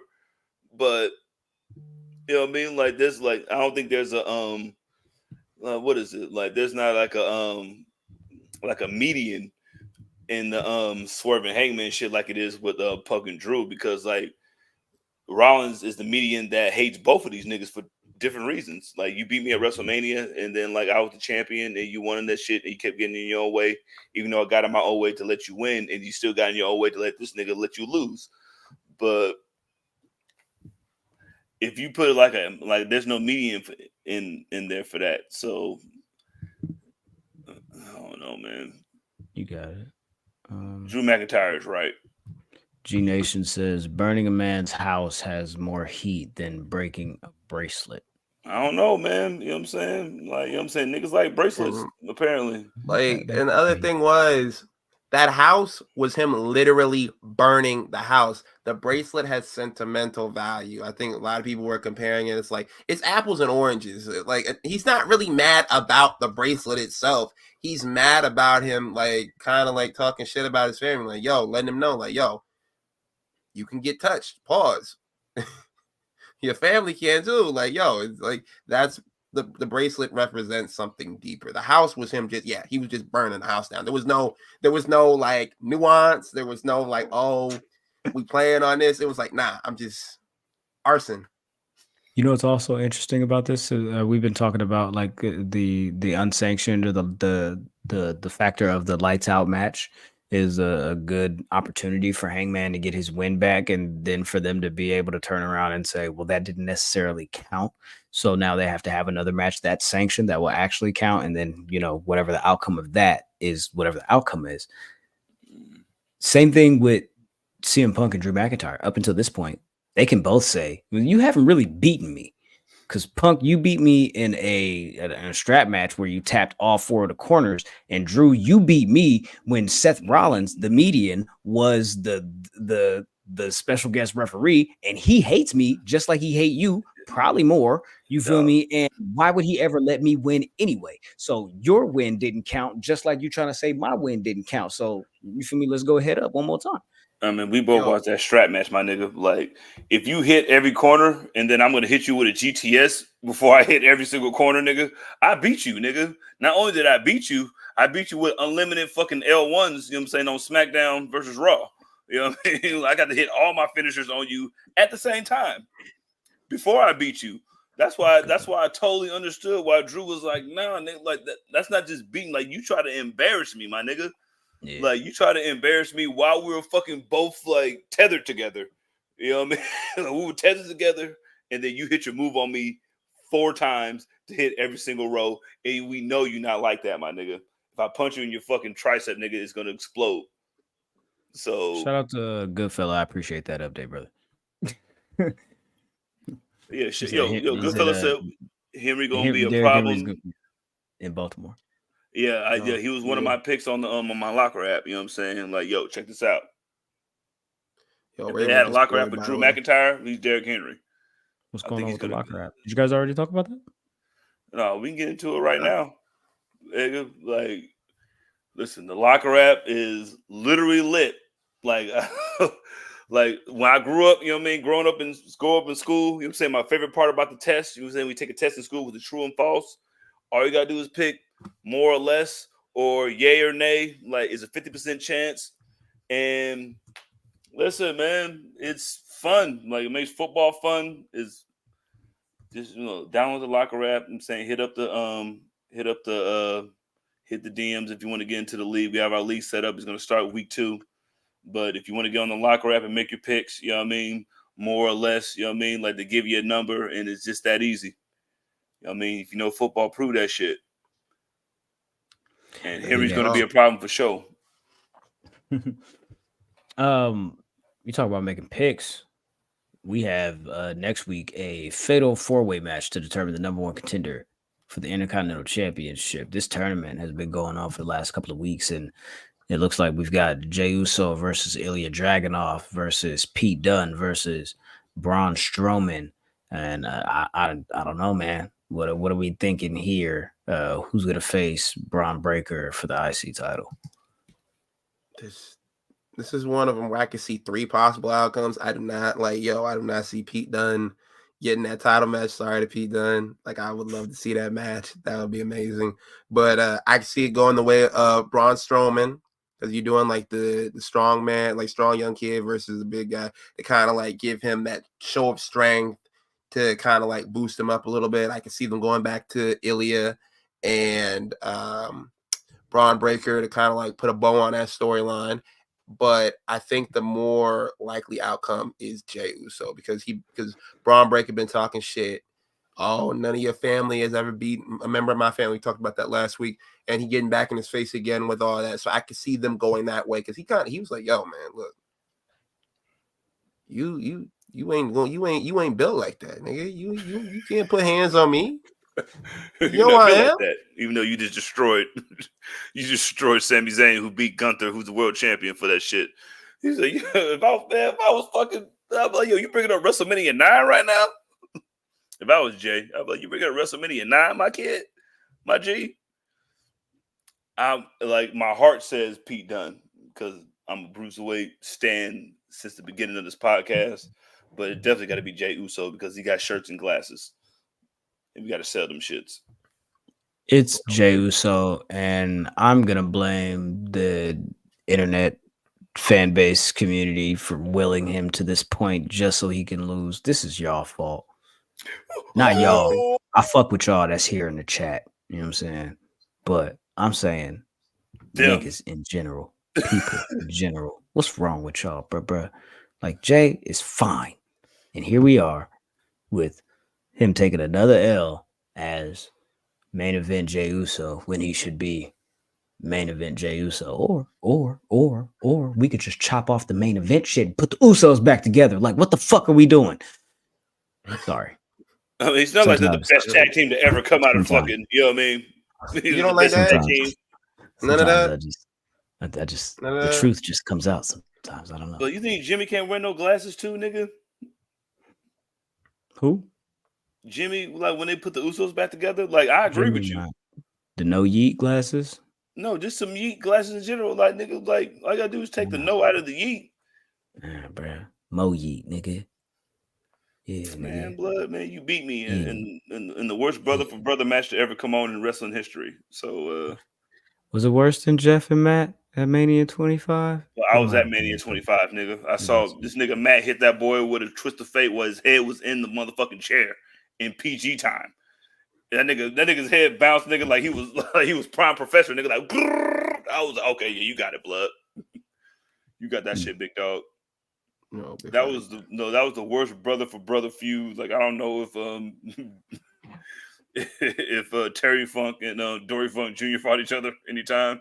I'm pretty sure that shit was way better in 1981. Yo, before I was born. Yeah, I too.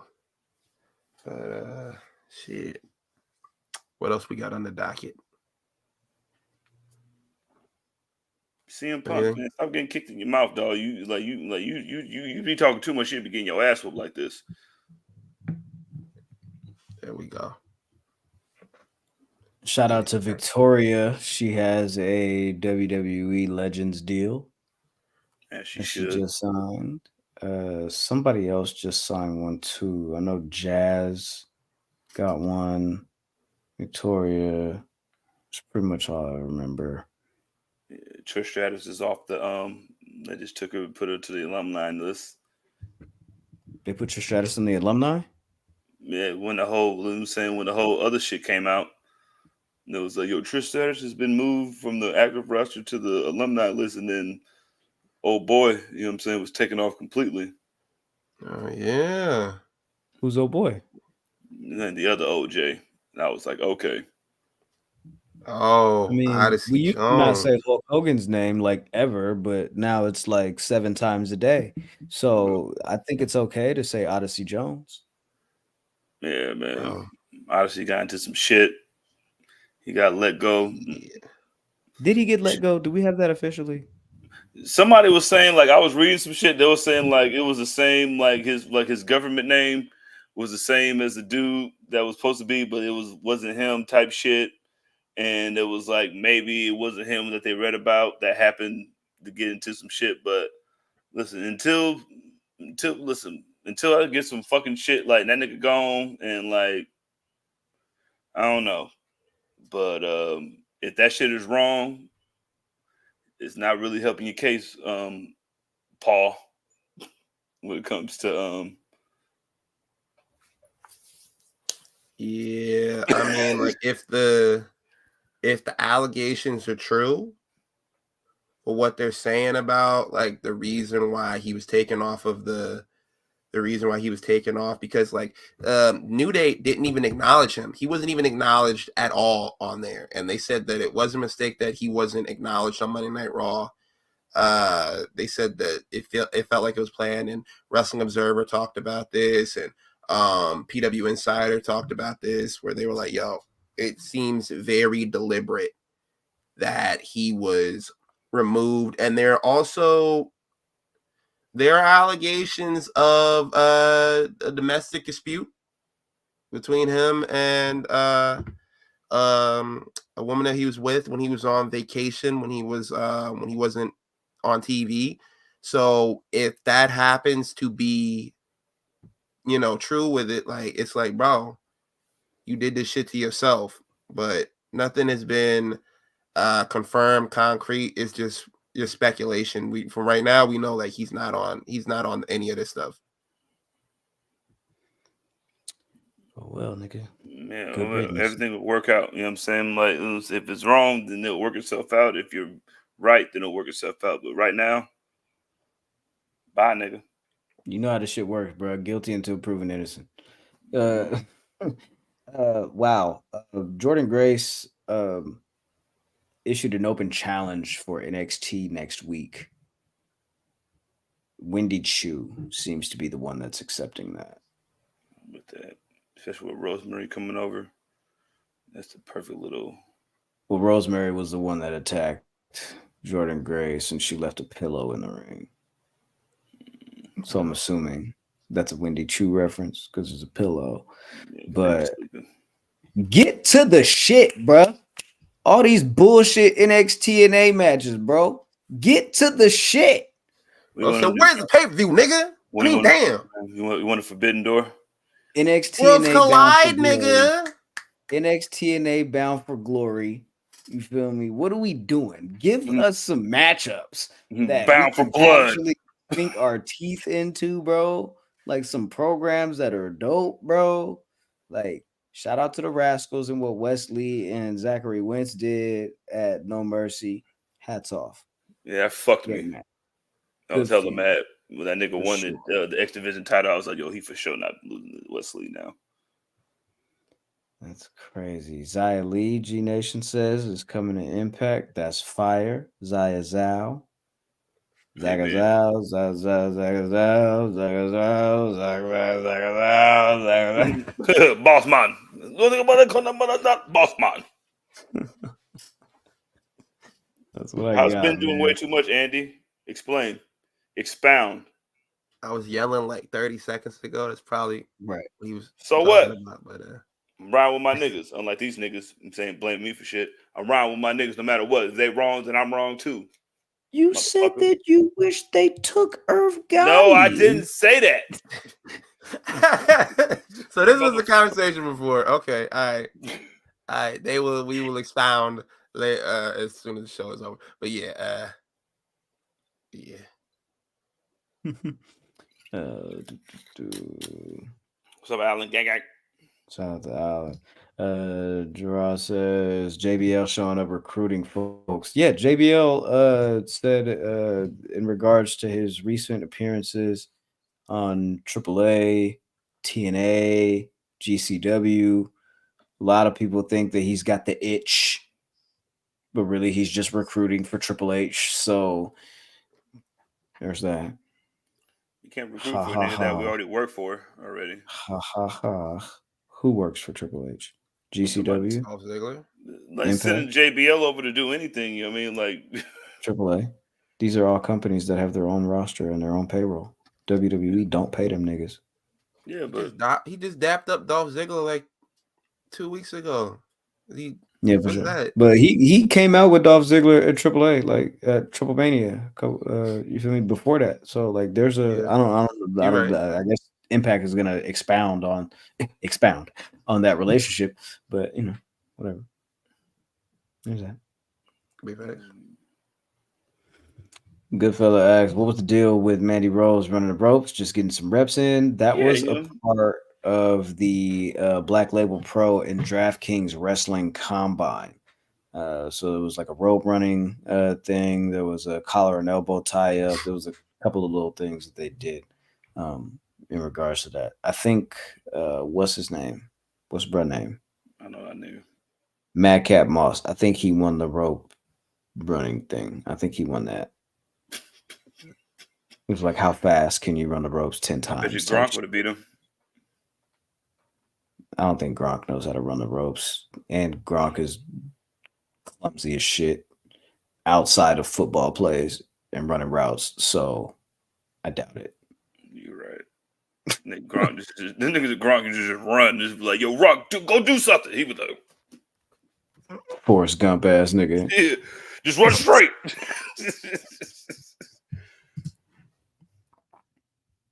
I think that's what I got. Wow. Velocifactor says, so like, is it too early for me to say I want to drink Giulia's bathwater? Oh no, but you were too late. In the show, in the feed.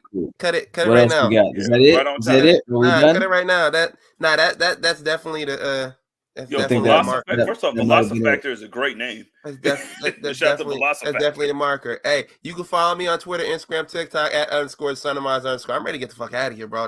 I'm spooked. Ugh. She ain't even been on the roster for like 3 minutes. And okay, all right. I'm gonna mute myself. Okay. No, I man, don't want to buy this no more. Shout out to Ben. You know what I mean? The champion that he doesn't deserve. So you can follow me at that's me. You know what I'm saying? _that's_ me with 2 E's. And yeah, man. Stop being weird. That part. Yeah, man. Follow the kid at oh my god Graham everywhere like air. Meet me there. Don't you feel me? All that shit. Beat me there. Don't meet me there. Whatever the shit is. Anyways, hey, yo, Saturday. All in. Post show. Fuck with it. Hit the subscribe button if you haven't. Tap the bell for notifications so you know niggas is going live. We're gonna be right here. Pulled up, fucking with it. All the ism. You know what I'm saying? Shit like that. Oh yeah.